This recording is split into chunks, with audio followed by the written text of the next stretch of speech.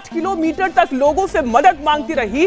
लेकिन ये समाज कितना अंधा है, ये समाज कितना बहरा है और ये कितना गूंगा है, इसकी एक वानगी उज्जैन में देखने को मिली, महाकाल की नगरी में देखने को मिली।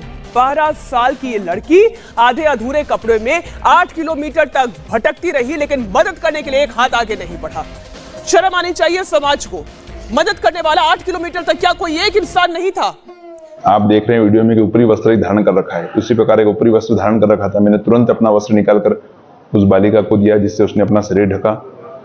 फिर मैंने अपना वाहन रोक करके वहीं स्पॉट पर खड़े होकर के तुरंत ही उस बालिका से पूछा कि तुम्हारी दुर्दशा किसने की है। उसकी आंखें पूरी स्वेलिंग से भरी हुई थी, पाँव में पूरी ब्लीडिंग हो रही थी, आंखें उसकी बिल्कुल भरा रही थी, बार बार वह अपने शरीर से लड़खड़ा रही थी। मेरी आंखों से देखा नहीं गया। मैंने उससे पूछा कि बहन, आपकी हालत किसने करी है और कौन है, तुम्हारे माता पिता कहाँ है, तुम यहाँ किसके साथ आई हो, कब से इस क्षेत्र में हो। लेकिन वह बालिका अपनी ही भाषा में कुछ बोल रही थी, जिसे मैं समझ नहीं पा रहा था। बार बार वह कुछ बोलने का प्रयास कर रही थी, लेकिन मैं समझ नहीं पा रहा था। 2-3 बार मैंने पेन कापी भी उसके हाथ में दिया कि यदि मैं समझ नहीं पा रहा हूँ या तुम बोल नहीं पा रही हो तो इसमें लिख करके कुछ बताओ। यदि अपने माता पिता का मोबाइल नंबर जानती हो तो मेरे मोबाइल का मैंने कीपैड निकाल करके दिया कि इस पर लगा करके बात करो, या आप पेन डायरी में लिख करके मुझे बताओ। लेकिन वह बालिका उस विषय में मेरी कोई मदद नहीं कर पाई। मैंने उससे पूछा कि बेटा भूख लग रही है, उसने कहा हाँ मुझे भूख लग रही है। ऐसे हाँ का उसने संबोधन किया। मैंने तुरंत अपने आश्रम में जो स्वल्पाहार में दलिया नमकीन बना था वो बुला करके उस बालिका को दिया खाने के लिए। चाय पिलाई, जल पिलाया, कुछ नकदी पैसे भी उसको मैंने सहयोग रूप में दिए।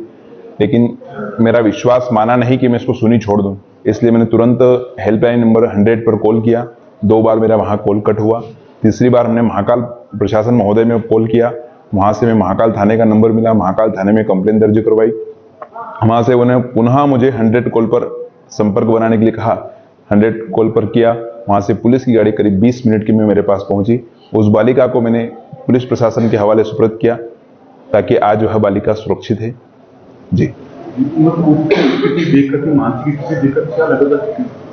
देखिए उसकी स्थिति देख करके क्या लगा था, जो है कि सभी को पता है कि वह बालिका पूर्णतः अत्याचारों के, दुष्टों के अत्याचारों में वह पूर्णतः से घिरी हुई थी।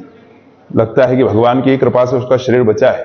कहीं ना कहीं उसका कोई पुण्य आड़े आया, क्योंकि दुष्टों ने तो लगता है कि उसको मारने की भी साजिश रची होगी। जिस प्रकार से उसका चेहरा देखा जा रहा था कि बालिका कहीं से बहुत दूर से भग करके हमारे पास पहुंची है, तो उस विषय को हम लोग बता नहीं सकते अपनी आंखों, अपने मुंह से कि उस बालिका के साथ में उन लोगों ने क्या अत्याचार किया था।